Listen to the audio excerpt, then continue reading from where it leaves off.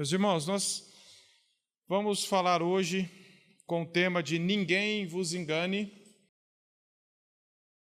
Na carta de Paulo aos Efésios, capítulo 5, Paulo falando aos Efésios, capítulo 5, uma breve recapitulação do que falamos na última pregação. Falamos sobre Efésios 5, versos 1 e 2, onde a palavra de Deus nos exorta ali a sermos imitadores de Deus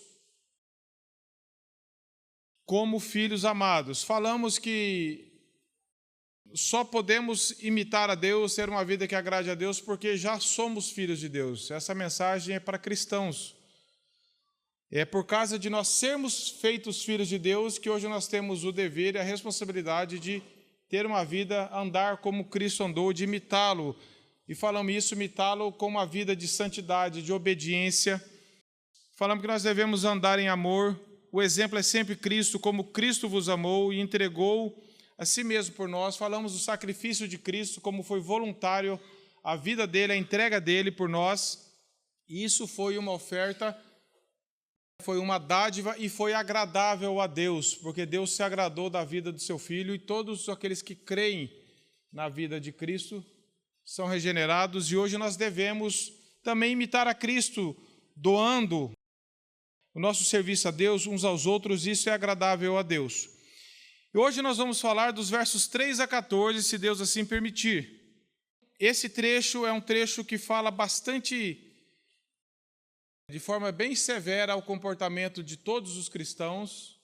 Não tem como nós fugirmos disso, nem devemos fugir desse assunto. Nós devemos ouvi-lo, assim como ouvimos falar sobre que Deus nos amou, que somos filhos amados. É tão gostoso ouvir, né? Que como filhos amados nós devemos imitar a Deus. E o mesmo texto, a mesma palavra diz que como filhos amados, uma vida que não condiz mais com quem foi feito filho de Deus. O aspecto negativo, vamos assim dizer, da repreensão da palavra, ele é tão amoroso quanto o aspecto positivo.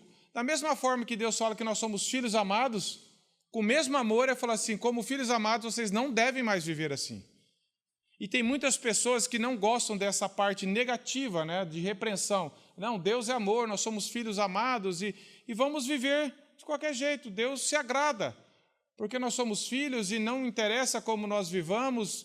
Deus é amor e essa questão de pecado, de comportamento, é muito forte isso. Mas a palavra de Deus trata isso com a mesma intensidade e a mesma severidade, que nós precisamos dar atenção. Nós vimos que no começo, do final do verso do capítulo 4, Paulo já havia falado, dos versos 17 em diante do capítulo 4, para que nós não mais andemos como os gentios andam, na vaidade dos pensamentos. Ou seja, vocês viviam de uma forma antes de serem cristãos. Agora que vocês são filhos de Deus, aquela velha vida não tem mais nada a ver com vocês. E Paulo, então, ele falou sobre deixar a mentira, sobre trabalhar e não roubar, sobre não falar palavras torpes, no verso 29 do capítulo 4. Transmitirmos graça com nossas palavras àqueles que nos ouvem, não entristecermos o Espírito de Deus com a nossa vida, com o nosso comportamento, e que deve estar longe de nós toda amargura, ira, gritaria, e ao contrário disso, que sempre a Bíblia fala para não ser, como não comportar e como nos comportarmos. Ela fala, ao contrário disso, verso 32 do capítulo 4, sede diante para com os outros benignos, compassivos, perdoando-vos uns aos outros, assim como Deus nos perdoou. Paulo começa então o capítulo 5, falando que nós devemos ser imitadores de Deus, e agora no versos 3 a 14 que nós vamos ler, nós vamos ver uma repreensão a esses filhos amados. Se você é um filho de Deus, se você foi feito um filho de Deus, se você tem convicção de que você é um filho amado, essa repreensão é para você e é para mim também. Versos 3 a 14, vamos ler a palavra. Mas a impuditícia e toda sorte de impureza ou cobiça nem sequer nomeie entre vocês como convém a santos, nem conversação torpe, nem palavras vãs ou chocarrices, coisas essas inconvenientes, antes, pelo contrário, ações de graça. Sabei, pois, isto: nenhum incontinente, ou impuro, ou avarento, que é idólatra, tem herança no reino de Cristo e de Deus.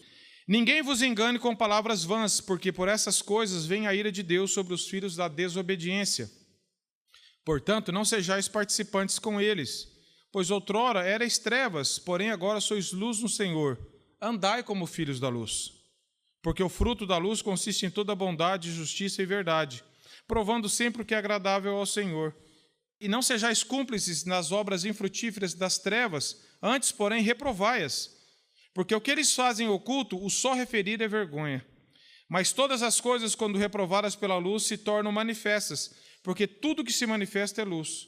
Pelo que diz, desperta, ó tu que dormes, levanta-te de entre os mortos, e Cristo te iluminará. Senhor, nós lemos a Tua palavra, que ela é viva, ela é eficaz. Nós não estamos lendo um texto morto, nós estamos lendo um texto vivo. É a Tua palavra, e ela fala conosco pelo Teu Espírito Santo.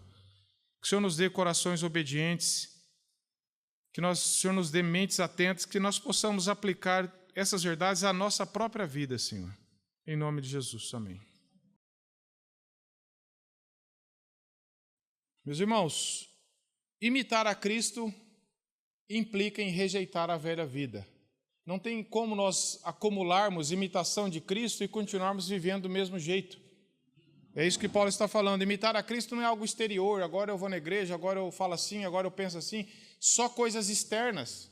Agora eu cumpro esse ritual, agora eu isso, agora eu aquilo. Paulo vai falar de coisas bem profundas no coração, como ele já vinha falando. Sobre perdão, ira, amargura, gritaria.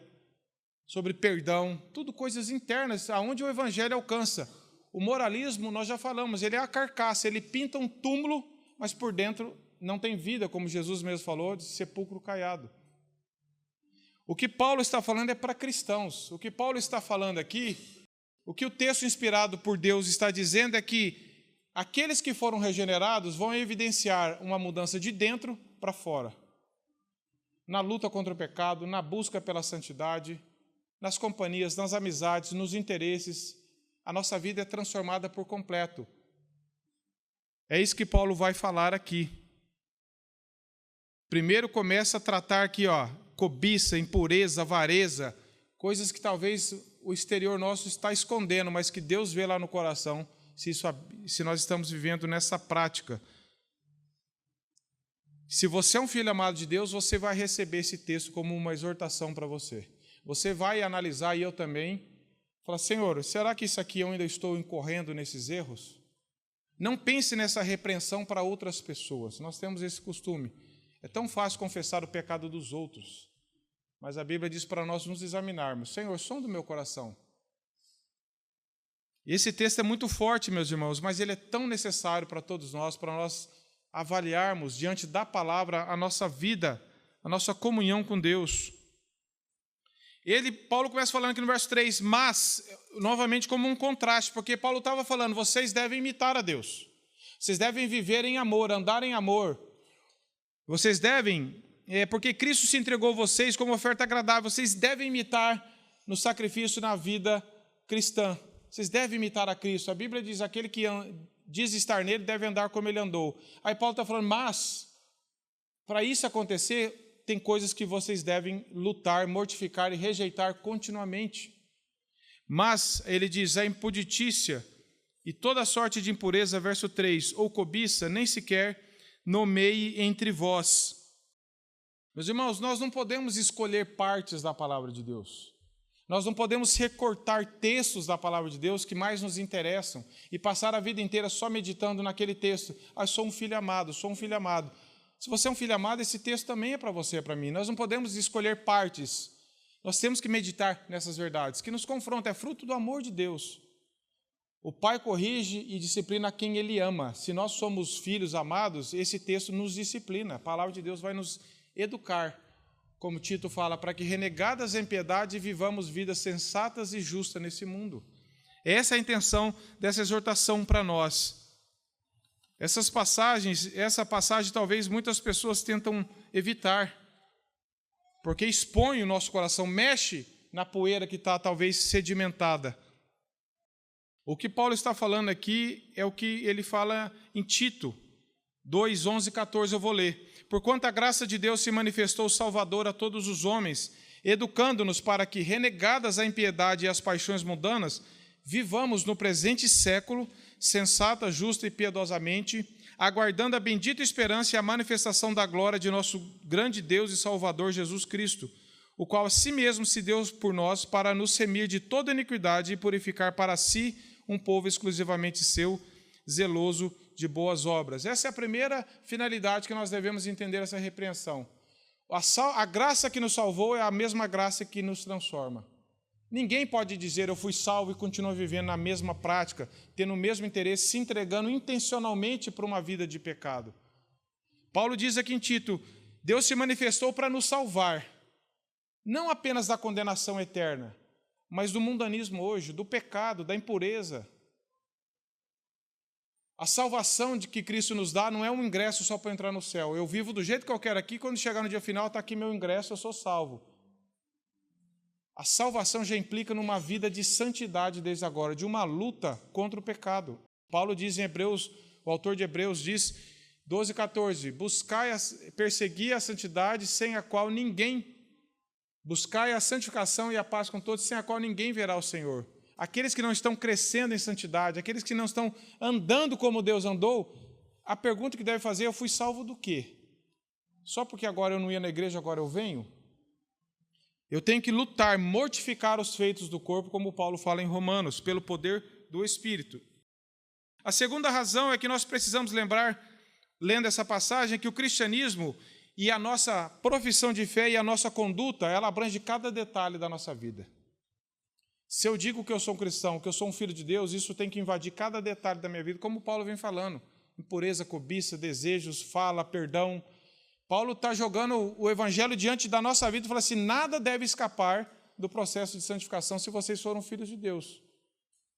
Paulo está falando de coisas bem práticas, internas e externas da nossa vida. Nós precisamos dizer e crer que o evangelho ele invade a nossa vida, ele nos foi feito novas criaturas, ele não nos remendou em partes para reaproveitar o resto.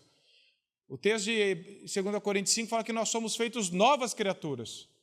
Nós somos feituras de Deus. Deus não consertou partes. Essa parte está boa, eu só vou remendar essa parte.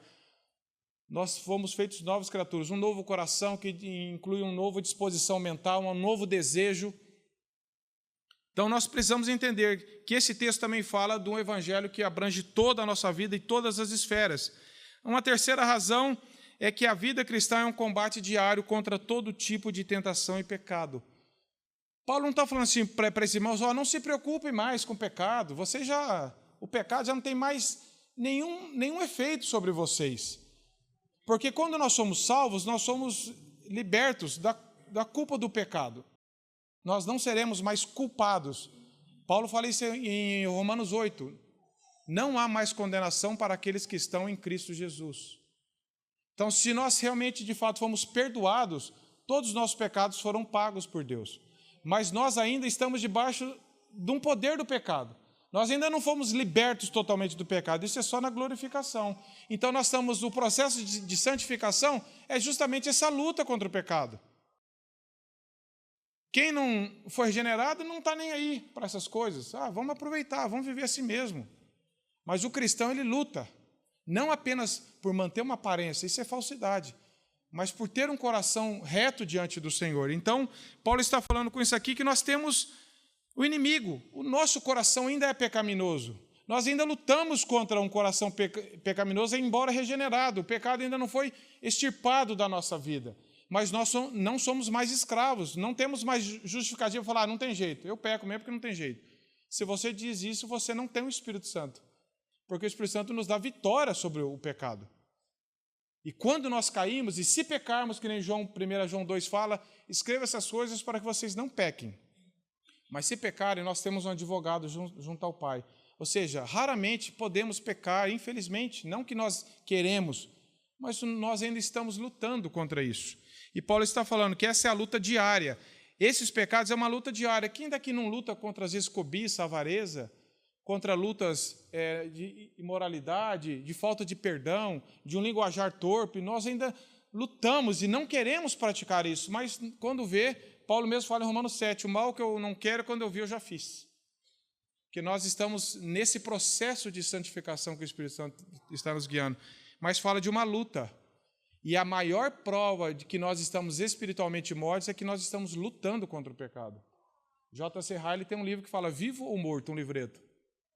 A prova de que você está vivo diante de Deus não é que você não tem mais problema com o pecado, é que agora, pelo poder do Espírito, você está lutando contra o pecado. Você está buscando em Deus forças e está confessando e está arrependendo. Aquele que está morto espiritualmente, o texto de Efésios 2 mesmo fala que ele vive de acordo com a vontade dos pensamentos e da carne. Ele não está nem aí. Ele quer fazer o que agrada o coração dele. Então não é uma luta pela moralidade, é uma luta pela santidade. É uma luta para nós andarmos em amor e imitarmos a Cristo. Não para nos apresentarmos melhor para as pessoas, mas diante de Deus, nós vivemos uma vida que glorifica ao Senhor. Viver na prática de pecado não evidencia salvação.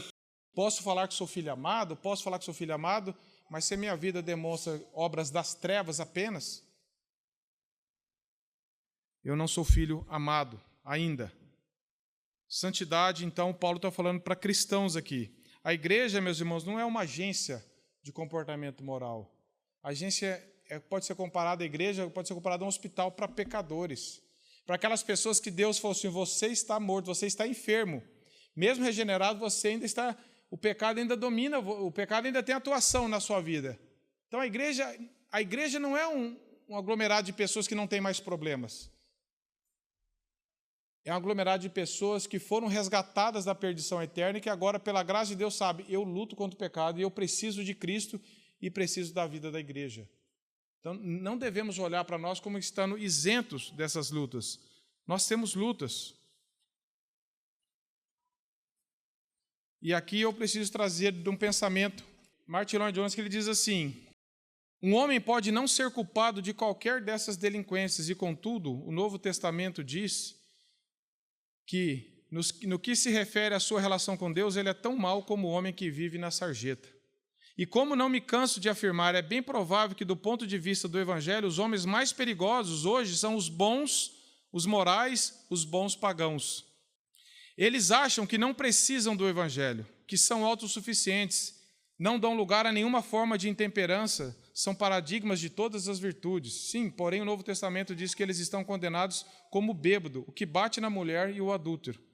O fato é que a igreja cristã se interessa pela relação do homem com Deus e afirma que, se essa relação não for certa, todas as outras coisas não importam. Se a igreja fica tão somente no nível da agência da moralidade, ela está deixando de fora da sua margem a coisa mais gloriosa e vital que constitui a dinâmica do Evangelho. Então não é moralismo, não é aprender a se comportar melhor, não é 10 passos para você melhorar. É ser transformado pelo Evangelho e clamar em direção à cruz, Senhor, tem misericórdia de mim, que posso estar vivendo uma vida de aparência, mas com o coração ainda tão amante do pecado.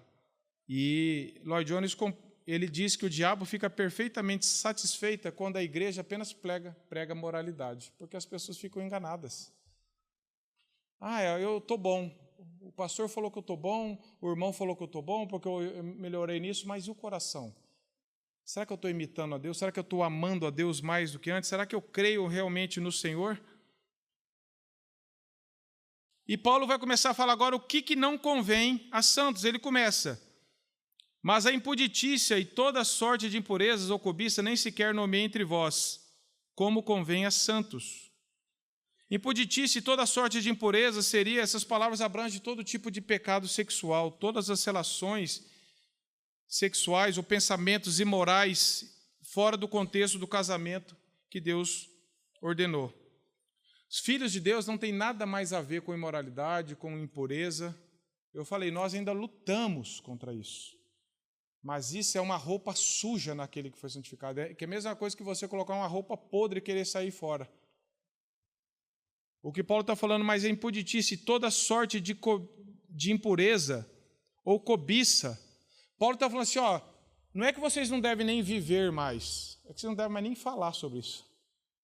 Veja o que o texto fala. Nem sequer nomeie entre vós. Nem sequer seja motivo de pauta de conversa, de piada, de compartilhamento de coisa em WhatsApp, em apoiar alguma coisa, não deve nem se nomear, nem falar sobre esses assuntos. Se você realmente foi regenerado, se você e eu temos um coração regenerado, o nosso coração não deseja mais falar sobre isso. Podemos pecar? Infelizmente, ainda sim. Devemos clamar a Deus por arrependimento, mas aqui Paulo está falando de quem tem prazer nisso e se entrega intencionalmente a isso. Eu não estou praticando, mas gosta de falar, gosta de ver, gosta de compartilhar, é pecado. E essas coisas, não é que Paulo está falando, não convém a pessoas melhores. Veja a instrução que Paulo, não convém a santos. O que é santos? Nós sabemos, santos são aquelas pessoas que foram separadas por Deus, compradas pelo sangue de Cristo, vivem no mundo, mas foram separadas por um viver diferente. Então, nós, cristãos que vivemos no mundo, que ama a impureza, que se entrega a todo tipo de pecado, nós devemos viver como sal da terra e luz do mundo. Devemos rejeitar isso, nem devemos falar sobre isso. Me marcou uma vez, há muitos anos, eu escutei o pastor Augusto Nicodemos, que ele tinha ido compartilhar a palavra em Maringá, e ele falou que, há muitos anos, na pregação, ele falou que ele estava uma vez num prédio, estava indo embora e entrou no elevador, já tinha mais uns 4 homens no elevador. Quando ele entrou, ele não conhecia as pessoas, ninguém, acho que... Aí teve um que falou assim, bom, já que só tem homem aqui, eu vou contar uma piada acho que impura. Aí ele disse que falou assim, só tem homens, mas eu não quero ouvir esse tipo de conversa, porque tem homem regenerado. Eu lembro que ele falou isso há muitos anos, isso me marcou. Porque hoje é muito fácil a conversa de homens. Principalmente, não que isso só seja um assunto masculino, mas é comum você chegar numa roda e você ver pessoas fazendo graça com imoralidade, falando de pecados, falando de coisas. Paulo está falando, qualquer tipo de impureza, de prostituição, de pornografia, de palavras, de piadas, de comentários, isso deve ser completamente rejeitado se você é um santo, se você é um filho amado.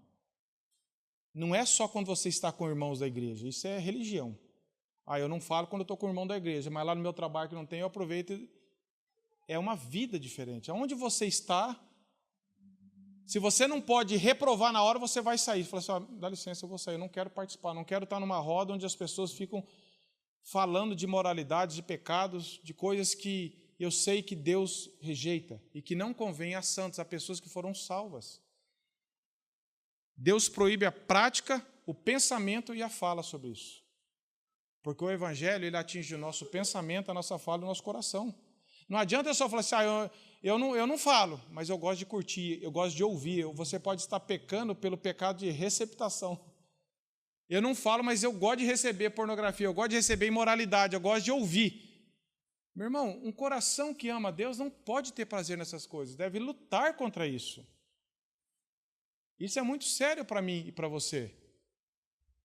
Participar de rodas, de conversas, de grupos de WhatsApp que tem aí fora que... Quantas vezes você e eu já tivemos que falar, não dá para ficar nisso aqui, sai. Não foi assim que José fez? Depois ele fala de cobiça. Paulo fala, nem sequer cobiça. Paulo inclui a cobiça porque geralmente ela leva à impureza, a desejos sexuais pecaminosos. Desejar o que eu não tenho, o que eu não posso. E ela vai levar, se você tem cobiça no coração, isso vai te levar à impureza, isso vai te levar a pecados. O 10º mandamento proíbe isso em relação à cobiça. A imoralidade em Éfeso era muito grande, meus irmãos. Havia a deusa da fertilidade, as pessoas viviam na imoralidade. Paulo está falando aqui num contexto onde na cidade era uma imoralidade suja. E Paulo está falando para aqueles gentios que foram alcançados pela graça, esse tipo de vida que vocês tinham antes, prazer de falar, de viver, de ouvir, que vocês ainda veem na cidade aí, isso não convém mais para vocês. Vocês agora foram chamados por Deus, foram salvos. Mas a sociedade toda fala, mas nós somos uma nova sociedade, que é o que Paulo está ensinando em Efésios, nós somos a nova humanidade, a igreja. Não pertencemos mais à velha humanidade. Agora, o nosso prazer, o nosso desejo está em outras coisas. Hoje a nossa sociedade vive de forma intensa, impura e imoral, mas nós devemos ser sal da terra e luz. Sabe qual que é uma função do sal? É evitar a deteriorização. Se você é um cristão, aonde você vai, você tem, pelo poder do Espírito Santo, de evitar a deteriorização do pecado. a levar um nível de conversa melhor. Com o seu testemunho, com a sua vida, não com ditados, não com coisas, mas você pode levar o evangelho onde a deteriorização na sociedade, nas conversas, você pode falar de coisas de Cristo. E você, como sal, você vai estar iluminando a ignorância que essas pessoas vivem e evitando deteriorização de conversas, de comportamento. Nem sequer fale sobre isso, Paulo está falando, porque isso não convém a santos. Se você é um filho de Deus, você foi separado para viver, não num lugar geograficamente longe, porque Jesus falou em João 17, não os peço que os tire do mundo, mas que livres do mal. Você pode viver na sociedade que você está, no trabalho que você está, se é legítimo, nas condições que você tem, e você ser ali um testemunho de Cristo e nem nomear sobre isso. Ah, mas eu vou ser rejeitado, sim. Ah, mas eu vou ser evitado, sim. Mas a quem nós devemos agradar? A Deus ou a homens? Essa é uma luta que todos nós temos, meus irmãos. Eu não falo daqui para lá, eu falo para mim, isso me impactou. Nós precisamos buscar em Deus essa verdade. Depois ele fala, nem conversação torpe, nem palavras vãs ou chocarrices, coisas essas inconvenientes. Paulo está falando imoralidade, vulgaridade. Paulo vem instruindo sobre condutas praticadas por incrédulos e deve ser evitada, mesmo que você viva num conceito onde todo mundo faz isso e aprova isso, seja na universidade para os jovens, seja no seu trabalho, onde as pessoas só gostam de fazer piada indecente, imoral. Você tem que ser uma testemunha, você tem que buscar diante de Deus. Senhor, eu sou um filho amado, eu fui regenerado não para viver dessa forma, não para gostar desse comportamento, mas para levar o evangelho para as pessoas. Conversação torpe é falar de coisas obscenas, imorais, palavrões, coisas ofensivas. Quantos cristãos, às vezes, você ouve falar no cara, a conversa dele, a fala dele, ou expressões de raiva, ou expressões de alegria, ou expressões de espanto, envolve coisas imorais. Ou gostar de falar desse tipo de coisa, agrada falar desse tipo de coisa, isso não convém mais a nenhum cristão. Palavras vãs, palavras vazias de utilidade que não edificam ninguém. As pessoas conversam conosco e nunca são edificadas por nada. É só conversa frívola, superficial. É conversa como se estivesse se conversando com um ímpio qualquer. Só fala de jogo, futebol, ou vai chover, não vai chover. Faz parte do nosso dia a dia. Essas conversas em si não são pecaminosas. Mas às vezes são superficiais demais. Nós não conseguimos incluir, sem ser inoportuno, mas incluir palavras edificantes. Quando alguém conversa com você, ou quando você conversa com alguém, você sai um pouco mais edificado, mais exortado, mais confrontado, mais animado na sua fé. Devemos falar de coisas edificantes. Esse termo chocarrices é piadas grosseiras, humor de duplo sentido, que fica dando margem para interpretação sexual, imoral. E tem gente que se diz pastor que está fazendo multidões rir aí com imoralidade, com coisa de duplo sentido. Ah, esse é o meu lado humorístico. Não tem, toda a nossa vida tem que glorificar Deus. Coisas que falam de piadas picantes, pecaminosas, insinuando bobagens, insinuando coisas pecaminosas. Sabe aquela pessoa que sempre quer falar uma palavrinha de duplo sentido para ver se nós devemos evitar falar e evitar aprovar essas coisas, evitar qualquer tipo disso, porque isso vem de uma mente ainda suja pelo pecado, que tem prazer na imoralidade. Não adianta falar, isso aqui é só a forma de eu fazer piada, não. O teu coração ainda está amando muito essas imoralidades. E se eu estou fazendo, meu coração também ainda está amando. A boca fala do que o coração está cheio, foi Jesus que falou. Paulo está ensinando aqui a nós ficarmos atentos aos primeiros princípios, aos primeiros sinais de conversas, em rodas de bate-papo, em grupos de WhatsApp, em amizades, ambientes de trabalho. Identificou esse tipo de coisa? Se você não tem como reprovar de alguma forma na hora, às vezes, você pode reprovar se afastando. E numa oportunidade, orar a Deus para que Deus te dê graça para você falar do Evangelho para essas pessoas. Porque as pessoas têm coragem de falar de coisas imorais para você e para mim, não tem? Por que nós não podemos também falar? De forma amorosa, não condenatória, mas de alguém também falou, existe uma forma diferente de viver que agrada a Deus, e você falar ali do Evangelho. Não podemos fazer provisão para a carne. O que é provisão para a carne? É você ficar ouvindo, acumulando, vendo coisas imorais, pecaminosas. Você está criando um estoque de pólvora no seu coração. Vai explodir. A Bíblia diz que nós temos que mortificar os feitos da carne. Se você e eu temos prazer em ficar ouvindo, falando, rindo, aprovando, nós estamos estocando coisas pecaminosas, isso já é pecado e vai nos levar ao quê? A práticas terríveis de pecado diante do Senhor. Isso é muito sério. Martin Lloyd-Jones traz uma frase muito interessante. Ele diz assim: se houver suspeita da presença de algo impuro num livro, num artigo, não leiam, não vejam. Vocês poderão passar sem esse conhecimento e sem essa informação. Eu gosto muito de assistir uma série, um filme, mas tem coisas imorais. Esse livro é muito legal, mas ele fica ensinando coisas picantes, coisas imorais. Aquele tipo de coisa. Nós devemos evitar. Nós podemos viver sem essas coisas e devemos viver sem jogar, sem criar um estoque para a carne, né? Coisas de ficar jogando coisas imorais para dentro de nós. Nós devemos evitar isso. E Paulo diz, antes, ações de graça. Ele fala no final do verso 4. Novamente, Paulo está falando, não vivam assim, não façam isso não convém. O que convém a santos? Ações de graças. Aonde as pessoas fazem piada de sexo, você pode agradecer a Deus pela vida sexual que você tem no casamento. Ou se você é jovem, buscar a santidade numa vida sexual que você vai ter. Você não deve praticar a imoralidade nem na conversa, você deve dar ações de graça, porque Deus quem criou o sexo, Deus quem criou as coisas para ser feitas dentro do ambiente de casamento. E uma vez falando para casais, eu falei, irmãos, para a igreja, falei, irmãos, se eu fizer 2 filas aqui, falou assim, quem tem uma piada de casamento, ridicularizando, vem para essa fila, quem tem um motivo de ação de graça, vem nessa. Qual fila seria maior?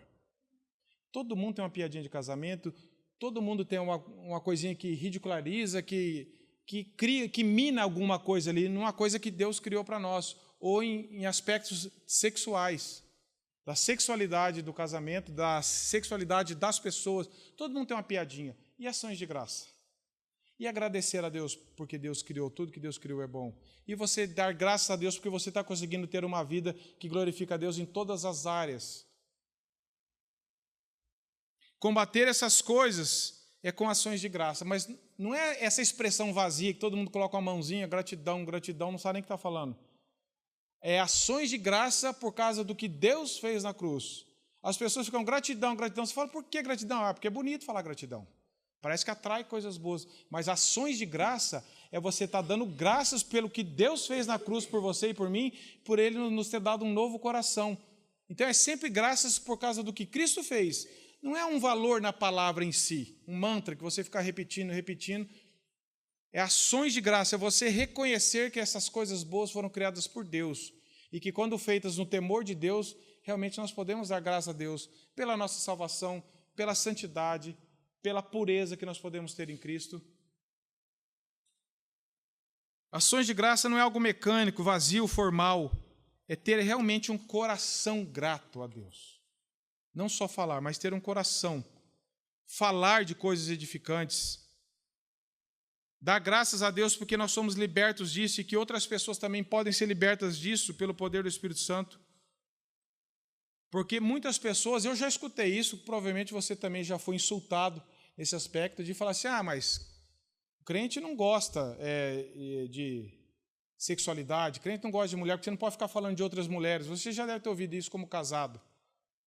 Eu já ouvi várias vezes, às vezes você chega numa roda, pessoal, vamos parar de falar de mulher que ele não gosta. É uma provocação. Aí você falando, de mulher, da esposa eu gosto. O que eu não gosto é de imoralidade, de impureza. As pessoas confundem. Deus criou o sexo, a pureza, o diabo vem tentar deturpar, criando o sexo fora do casamento, o sexo de forma aberratória que nós estamos vendo, e da impureza e da imoralidade. Então, John Stott traz um pensamento muito importante. Ele diz assim, mas a razão por que os cristãos não devem gostar da grosseria e devem evitá-la, não é porque temos um conceito distorcido do sexo, ou porque temos medo ou vergonha dele, mas sim porque temos dele um conceito alto e santo, sendo no lugar certo, a boa dádiva de Deus que não queremos ver barateada. Todas as dádivas de Deus, inclusive o sexo, são assuntos para ações de graça e não para piadas. Fazer piadas a respeito delas forçosamente as degradará. Dar graças a Deus por elas é o modo de conservar o seu valor como bênção de um Criador amoroso. Então, para a sociedade do mundo, eu não gosto de sexo, por quê? Porque eles confundem sexo com imoralidade, sexo com impureza, sexo com pornografia, sexo com as aberrações que o pecado causou. Mas nós somos chamados a dar ações de graça pelo que Deus fez, e tudo que Deus fez é bom, para ser desfrutado de acordo com a vontade de Deus. E agora ele continua no verso 5. Sabei isto, porém, nenhum incontinente ou impuro ou avarento que é idólatra tem herança no reino de Cristo e de Deus. O que Paulo está falando aqui? Aquele que se diz cristão e vive na prática do pecado, sem arrependimento, se entrega intencionalmente ao pecado, não está nem aí para nada, não se arrepende, ele não vai ter herança no céu. Talvez você tenha herança na terra, talvez você tenha muitas conquistas na terra por causa disso, mas diante de Deus é a maior prova de que você não foi regenerado e eu, se nós vivemos assim. Se a nossa vida é uma prática deliberada disso, se eu não tenho problema em continuar vivendo assim. Incontinente é devasso, libertino, impuro. Avarento é aquele que é agarrado ao dinheiro, que tem o dinheiro como um Deus, como Jesus combateu. Ninguém pode servir a dois senhores. Pessoa avarenta, ela faz tudo pelo dinheiro, quebra o princípio de Deus, se entrega o seu coração pelo dinheiro, rebenta com a família, rebenta com tudo. O negócio dele é o dinheiro. Ele tem o dinheiro como um Deus, ele serve a esse Deus dinheiro. Veja, há muitas razões para nós fugirmos da imoralidade. Paulo já tinha falado, porque nós somos salvos, regenerados, porque somos filhos amados, porque devemos imitar a Deus por sermos santos, separados, porque Ele nos comprou pelo seu sangue, porque o nosso corpo é templo do Espírito. Tudo isso Paulo fala, e agora ele está falando assim, quer saber mais um motivo? Se você vive assim, você não vai herdar o reino de Deus, porque você mostra que você não foi justificado, que você nunca creu no Evangelho. Então é muito sério, meus irmãos. Se você vive assim, não é que você não vai merecer, ninguém merece o reino de Deus. O reino de Deus é uma dádiva. Isso aqui está querendo dizer assim, quem vive assim, deliberadamente, mostra que nunca foi salvo.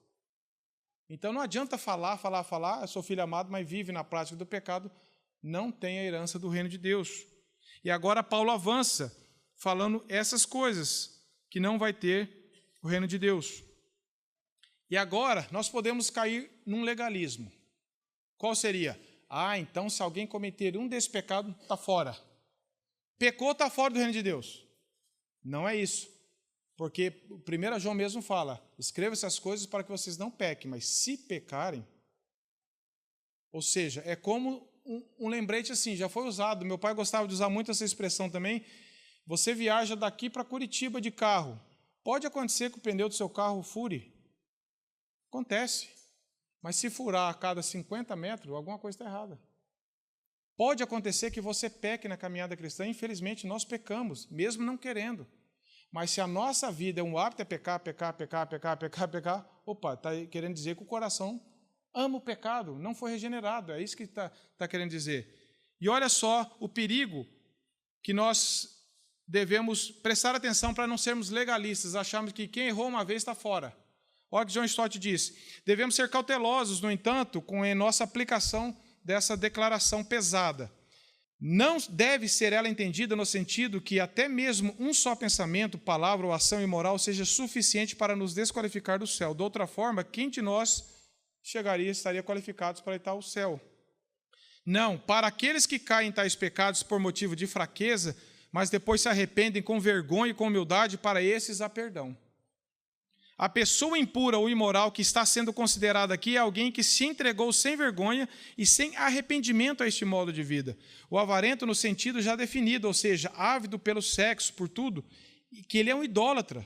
Acrescenta Paulo entre parênteses. Tais pessoas cuja concupiscência se tornou uma obsessão idólatra não terão participação no reino perfeito de Deus. Então não é assim, meus irmãos, se nós pecássemos uma vez, estaremos fora, não haveria lugar para ninguém.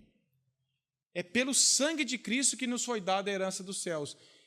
E Deus ainda sabe que nós ainda estamos num corpo que luta contra o pecado. O que Paulo está combatendo aqui em toda a Bíblia é aquele que vive deliberadamente no pecado, não se arrepende, não vê problema nisso. É bom, eu gosto de fazer isso, não tem problema. É esse que não vai ter herança no céu, por quê? Porque não foi alcançado pela graça ainda.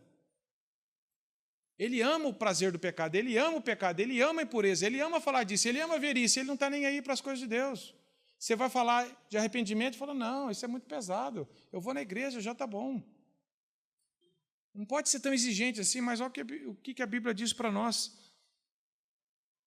Então, não é lutar contra o pecado, é aquele que se entrega deliberadamente. Aí Paulo começa, verso 6, ninguém vos enganes com palavras vãs, porque por essas coisas vem a ira de Deus sobre os filhos da desobediência. Por que Paulo está falando ninguém se engane?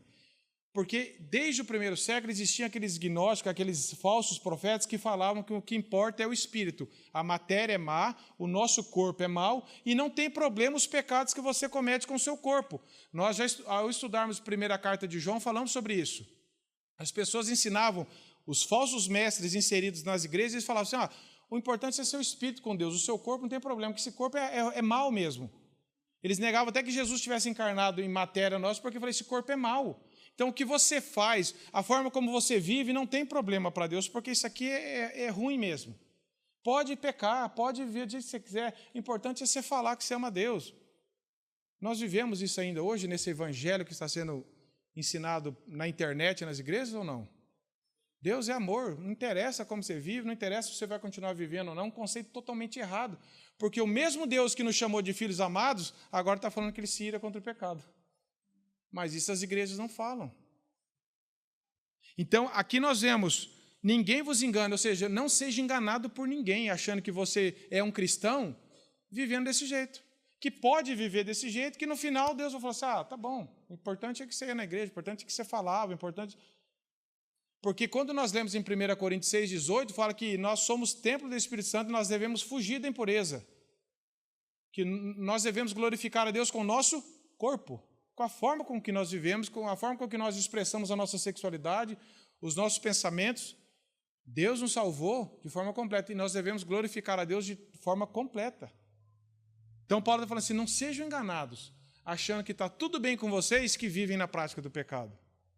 Não fica caindo nesse evangelho, nem chama teologia, chama dessa mentira que é ensinada aí, porque teologia é estudo de Deus, e Deus não é isso que eles ensinam, de que você pode viver de qualquer jeito. Que não interessa como você vive, que Deus te aceita do jeito que você é. Para a salvação, sim. Nós vamos a Cristo do jeito que nós somos. Mas a partir do momento que Cristo nos atrai, a transformação começa. É isso que ele está falando. Ninguém vos engane com essas mentiras.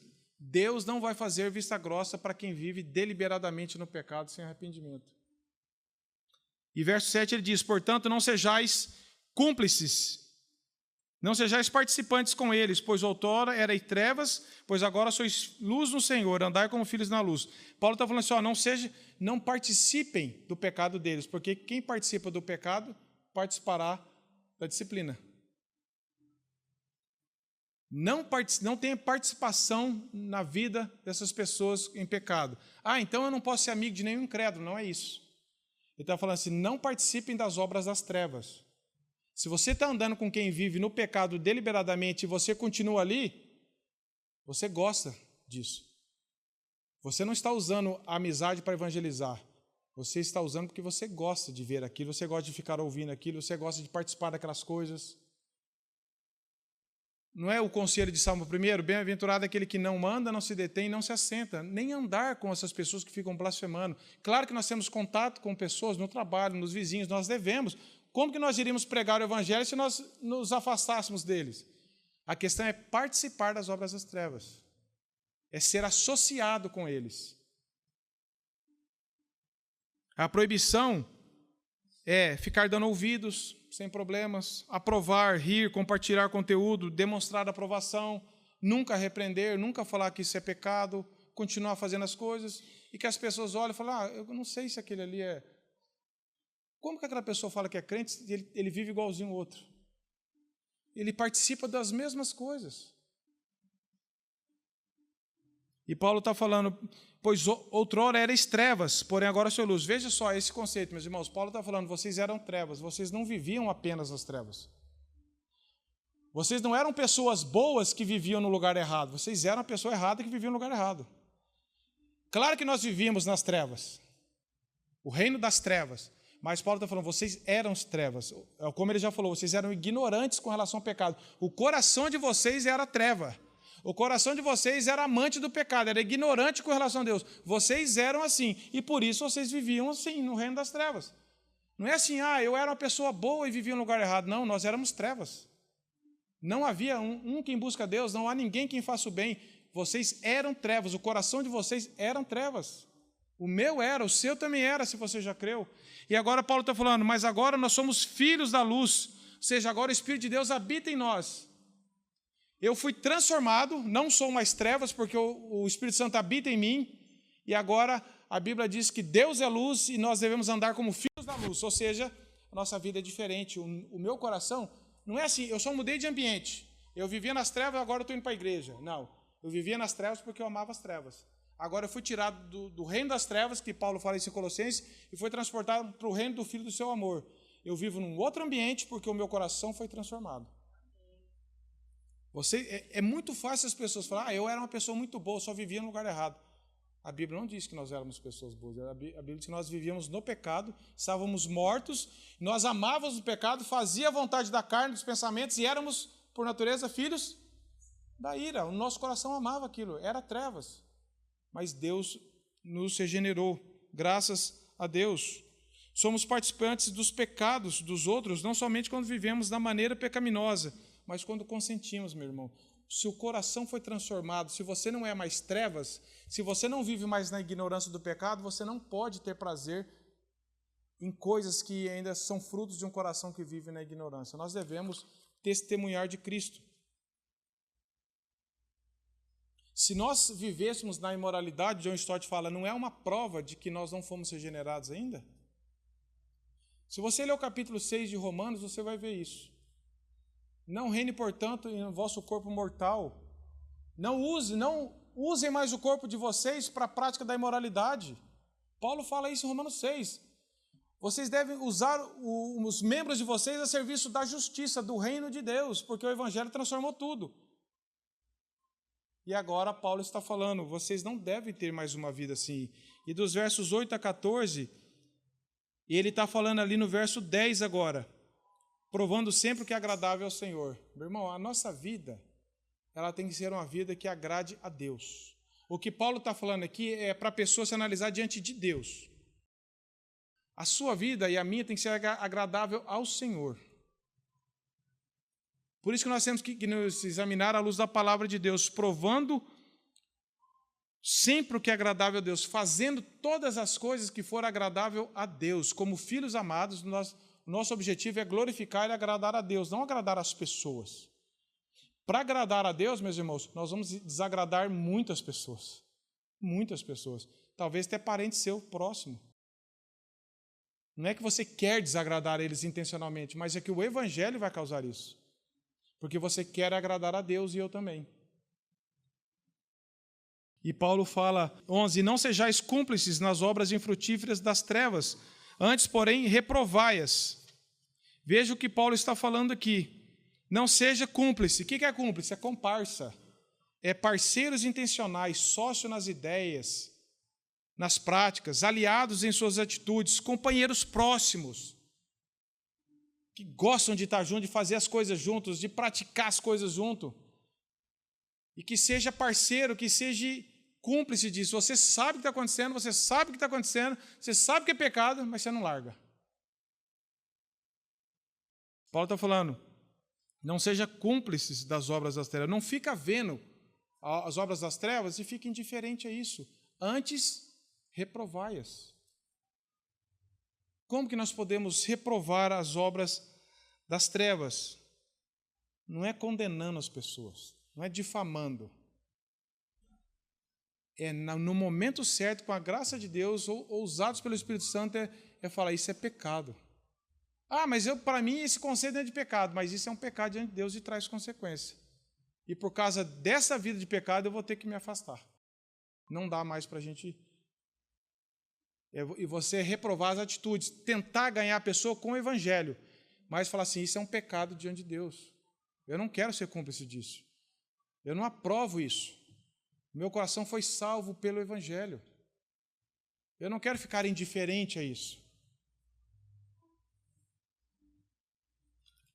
Cúmplice talvez seja encobrir, consentir. Você vê e não faz nada. E Paulo está falando, nós devemos reprovar essas obras das trevas. Mas não é com um olhar de arrogância, de altivez. Vou aproveitar agora, vou crescer para cima do outro. Não é isso. É em amor, falar a verdade, falar do evangelho e falar, eu não compactuo com isso, isso é contra a minha fé. Porque é muito comum, meus irmãos, nós já corremos e já erramos dessa forma. A pessoa fala assim, por que você não faz isso? Principalmente quando é jovem, né? Por que você não sai para balada? Eu gosto de dormir cedo. Não é essa a causa. Porque isso não condiz com a minha fé. Esse tipo de comportamento, de lugar, de parcerias, não condiz com a minha fé. A pessoa, mas como assim? Pode abrir uma oportunidade para você falar do evangelho. Agora, se você fala que você gosta de dormir cedo, a pessoa, beleza, eu gosto de dormir cedo. Não estamos reprovando. Nós precisamos confrontar com o evangelho. Eu não faço esse tipo de coisa por causa do meu coração foi ganho pelo evangelho. O evangelho, Jesus ensinou que é para a gente fugir disso. E eu não quero participar disso, nem fazendo, nem sendo cúmplice, nem gostando, nem aprovando por causa do evangelho. Porque isso é agradável a Deus. É você confrontar o pecado com o evangelho, com a verdade. E Paulo fala, porque o que eles fazem em oculto só referir é vergonha. O que as pessoas têm prazer em fazer, o cristão deve ter vergonha até de falar. O que eles fazem em oculto, que eles acham que estão fazendo em oculto, mas Deus tudo vê. O só referir é vergonha. Só falar, só ficar mencionando, falando. Tão sério que nós aprendemos aqui. Aí ele diz, mas todas as coisas, quando reprovadas pela luz, se tornam manifestas porque tudo se manifesta na luz. A palavra de Deus, ela expõe o pecado. Não é a minha moralidade, não é a minha opinião, é o evangelho. A luz onde chega, ela expõe o pecado e ela pode expor tanto para a pessoa ver e continuar no erro e ser condenado porque ela viu, quanto às vezes para trazer luz e trazer a pessoa para o evangelho. Talvez ela nunca ouviu uma verdade, talvez ela não sabe por que as pessoas não praticam a imoralidade. É que ele deve ter sido criado numa família boa, porque não, fala do evangelho. Falou, eu teria a mesma vida se não fosse a graça de Deus. Eu não sou melhor do que você, é o evangelho que me transformou. O evangelho pode transformar a sua vida. Existe uma vida muito melhor do que essa que você está vivendo. Essa vida vai te levar para o inferno, para a condenação. E aqui no 14, então, para terminar, ele fala assim, desperta, pois, ó tu que dormes, levanta-te de entre os mortos e Cristo te iluminará. Provavelmente, Paulo aqui está mencionando Isaías 61, que diz, dispõe-te, resplandece, porque vem a tua luz. Devemos ser zelosos em falar do evangelho que tem o poder para despertar as pessoas. É o evangelho, o compromisso do Espírito Santo é com a palavra de Deus. Quando nós falamos a verdade, nós podemos ser rejeitados por ela e devemos dar glória a Deus, porque é o evangelho. Mas o evangelho também é usado para trazer luz para as pessoas que estão nas trevas, despertar as pessoas do pecado. Porque a pessoa talvez não saiba que aquilo é ofensivo a Deus, ela nem sabe o conceito de pecado, não sabe nada. De repente você fala da verdade e a pessoa na hora pode reprovar, mas depois Deus pode usar aquela semente para brotar no coração dela. Despertar, se arrepender e crer em Cristo é somente obra do Espírito. Nós podemos e devemos falar, reprovar, falar do Evangelho, mas nós sabemos que germinar essa palavra, dar fruto e vida é só o Espírito Santo. Por isso que nós não devemos ser ofensivos e ficar bravos que a pessoa não reagiu. A pessoa não entende, ela não vai entender. Nós também não entendíamos, porque a nossa mente estava na ignorância, nas trevas. Para terminar essa citação. Quando estamos empenhados em convencer os pecadores e restaurá-los dos seus pecados, estamos imitando a Deus e Cristo naquilo que é o seu grande intento ao longo do Evangelho. Alguns entendem isso como um chamado para os pecadores e para os santos. Aos pecadores para se arrependerem e mudarem, aos santos para se estimularem a cumprir o dever deles. O primeiro deve levantar da sua morte espiritual e o último deve despertar da sua indiferença espiritual. Quando você prega esse evangelho, Deus pode gerar vida naqueles que ainda não tiveram e pode nos despertar da indiferença para com os incrédulos que talvez nós estejamos. A gente vê as pessoas, parentes, todo mundo, e às vezes a gente não fala do evangelho, não confronta, não é confrontar, ofender a pessoa, mas o evangelho que confronta, falar do evangelho. E para terminar, qual é a situação sua diante dessas verdades? Como você vive diante de Deus? Você ainda está nas trevas? Você ainda tem prazer nessa lista que Paulo apresentou aqui? Impureza, cobiça, avareza, impureza sexual, gosta de falar, gosta de se divertir, gosta de compartilhar coisas, você tem prazer nisso? Clame a Deus para que Deus traga o seu coração das trevas para a luz, te regenere. Você está entregue a uma vida de impureza, de pecado, ganância, conversação indecente? Você ainda está nas trevas? Analise a sua vida. Nas conversas que você tem, nos pensamentos que você cultiva, nas coisas que você gosta de ver, nas coisas que você tem prazer em ouvir. Você tem acreditado na mentira de que Deus vai fazer vista grossa para essas coisas? Que não, o importante é falar que ama Deus. O nível de santidade, na maioria das pessoas que se dizem santas, é horrível, nós sabemos disso. Quantas pessoas do seu ciclo de amizade você conhece que se diz cristão e você fala, não é possível.